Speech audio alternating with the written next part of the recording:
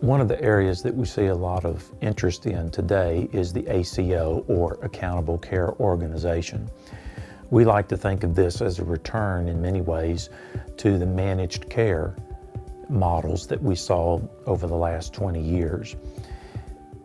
We think that there are some new twists in the ACO brand of managed care operations, and we think that that is going to require that medical groups and their hospital partners become much more adept at managing care than what most of them have been in the past. There are many hospitals and physicians across the country that have never been substantially involved in managed care operations, and as such they do not have the required information systems, processes, and managerial expertise to really know how to manage care within a budget, within parameters that they will need to operate in to be successful.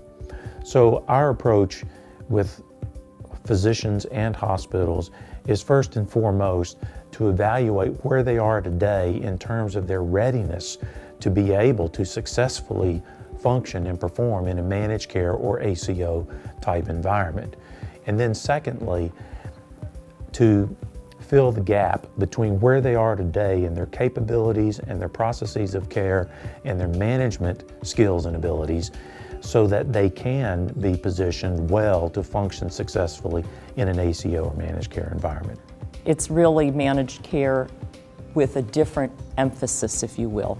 The twist now, I think, is that there is going to be an even greater emphasis on real outcomes management and thinking about the care, that we're not as focused on authorizing services and more focused on how we deliver services, the composition of services, so that we're really getting more involved in evidence-based medicine, creating different methods of treatment.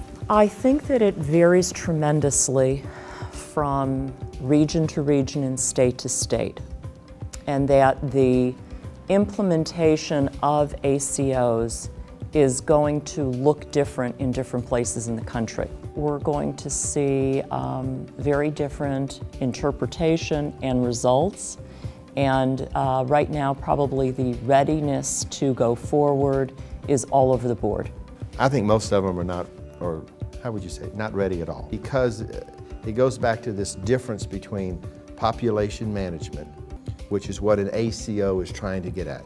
An ACO is where an organization is assigned a group of Medicare beneficiaries.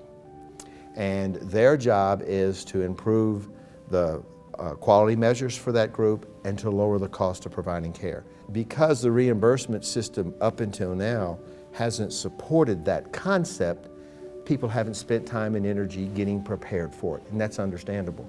I would say the vast majority of groups are completely unprepared because the system has not supported that concept. It's not that they didn't want to, it's just that the reimbursement, the financial resources haven't been there for them to spend the money to get ready. None of us really know for sure 3, 4, 5 years from now what an ACO industry is really going to look like.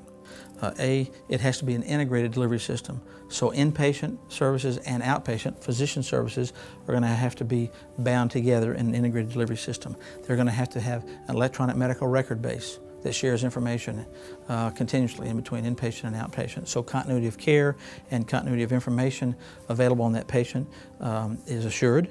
The quality of that still undefined. The quality of that health care for those patients is going to have to be proven and documented, and the cost of delivery of health care to those patients is going to have to be tracked and measured and under a certain opportunity threshold if the physicians in hospital and others in that accountable care organization are going to share in the upside incentives that will be available for those that run their ACO the right way.